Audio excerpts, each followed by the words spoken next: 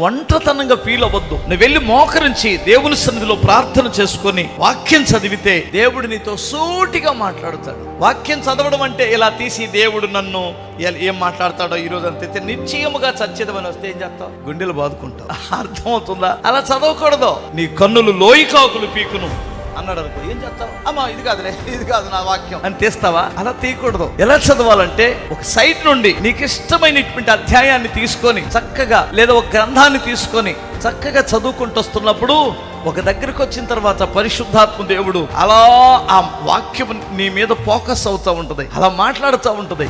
ఆ మాట నీ గుండెలను ఆదరిస్తుంది, నీ హృదయాన్ని ఆదరించింది, ధైర్యపరిచింది.